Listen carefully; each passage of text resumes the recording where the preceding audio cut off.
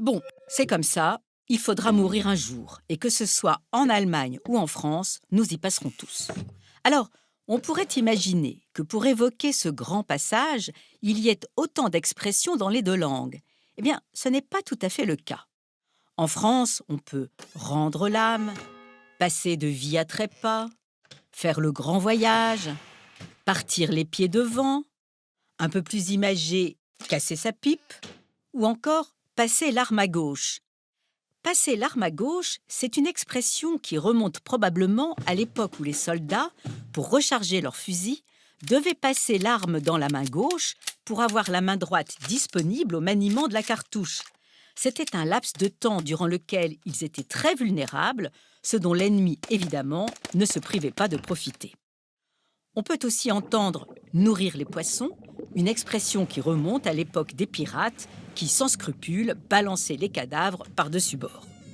Curieusement, il semble qu'il y ait bien plus de façons de décrire ce moment crucial de notre pauvre condition humaine outre-Rhin. L'heure a sonné pour quelqu'un, crever, éclaircir les rangs, mordre l'herbe, entreprendre le dernier voyage, passer la Wupper, rendre la cuillère, passer le Deister. Mais nous ne nous arrêterons ici que sur certaines expressions particulièrement imagées. Comme celle-ci, assez proche dans nos deux pays, tandis que les Français mangent les pissenlits par la racine, les Allemands regardent les radis par le dessous. Outre-Rhin, on dira aussi das zeitliche Segnen, bénir le temps présent, le temps qui passe. Celui qui va mourir demande que le temps soit béni. In die ewigen Jagdgründe eingehen, disparaître, entrer dans les terrains de chasse éternelle. C'est ainsi que les autochtones d'Amérique imaginent la vie dans l'au-delà.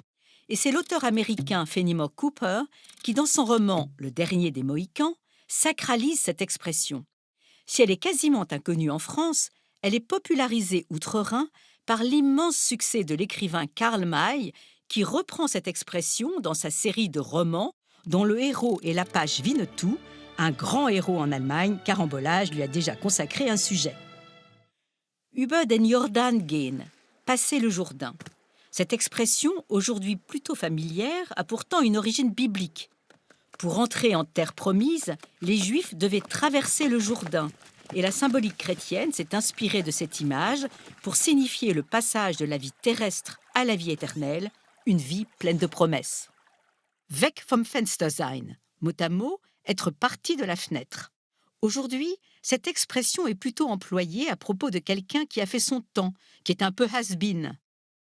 Mais à l'origine, elle attirait notre attention sur ces personnes âgées, notamment dans les régions minières de la Ruhr, à qui les médecins conseillaient de venir respirer à la fenêtre pour soigner leurs poumons atteints de silicose. Le jour où ils étaient weg vom Fenster, partis de la fenêtre, c'est que la mort les avait fauchés. Et je terminerai cette petite liste, que l'on pourrait faire beaucoup plus longue, par une expression que j'ai mis un certain temps à comprendre quand je suis arrivée en Allemagne. Dran glauben müssen. Ainsi, par exemple, on dira ou on lira Die Spinne musste dran glauben, traduction littérale, l'araignée dut y croire. Ou encore, Schade, dass dieser hochbegabte Mensch hat dran glauben müssen. Eh bien, cela ne veut pas dire dommage que cette personne si douée ait dû y croire, mais dommage qu'elle soit morte, tout comme l'araignée qui a tout bonnement été écrasée. Vraiment étrange.